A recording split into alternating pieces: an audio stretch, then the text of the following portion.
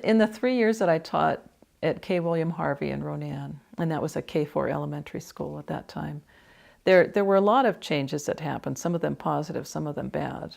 I remember a teacher leaving the school to go to the middle school, which is very hard duty if you've ever taught in a middle school. And I knew that it was because of the bilingual program, that her despisement of both myself and the program was so strong that she chose a teaching position that she really didn't want so that she wouldn't have to see me or be in the building. And I know that that's true because she later confessed that to me, but said that she had changed.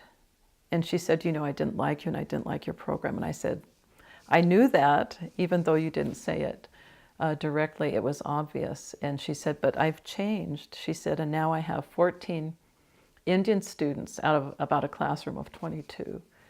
And I wish that I had listened to some of the things you said, because I could really use some of that knowledge now to be a good teacher of these 14 Indian students. So there were changes like that that happened. There were changes mostly with the children. And young students, non-Indian students, became very interested in tribal history. I had a young student who wanted me to give him an Indian name.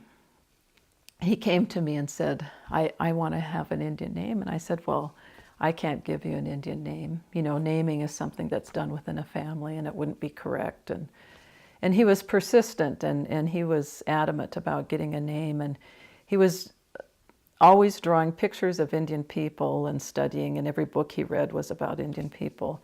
And he was enamored and taken in by, you know, the 1800s and tribal chiefs and anything cultural. He was just soaking all of this up. And so he came one day with a letter from his family, his mother and father, saying, it's okay, go ahead and give him an Indian name.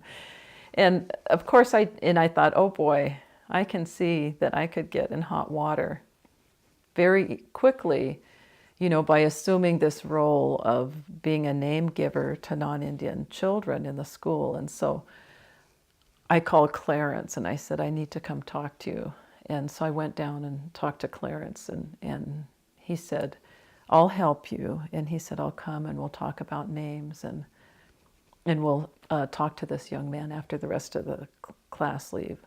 So he came and Clarence talked about how all the animals got their names and then talked about the importance of names and how names are given and how names are somewhat prophetic and hopeful for the kind of human being that children are going to be. Or they could happen, you know, and that your name may change during your life. And so he went through this class and talking with the students. And I think this young boy was in the 4th grade. And we kept him after class, and he told Clarence his name. And there, we have a Salish way of saying some European names. Like Mary, for Mary we say Mali. And so this young man told Clarence his name, and Clarence told him, he called him that name only in our Salish way of saying it. And so that was enough for him, and he accepted that and was very happy. And he was in the 4th grade. When I went back to the Ronan school years later, I didn't recognize him until graduation. And I felt bad that I hadn't recognized him. But the Indian Education Committee and the parents give graduates a gift, Indian and non-Indian. And so we had small beaded bags that we made. And I got to be on stage to help give them to the graduating seniors when they got their diploma. They'd come pick up their diploma and then we'd put this beaded bag on them. Well, I saw this young man coming up and he was the only student wearing moccasins.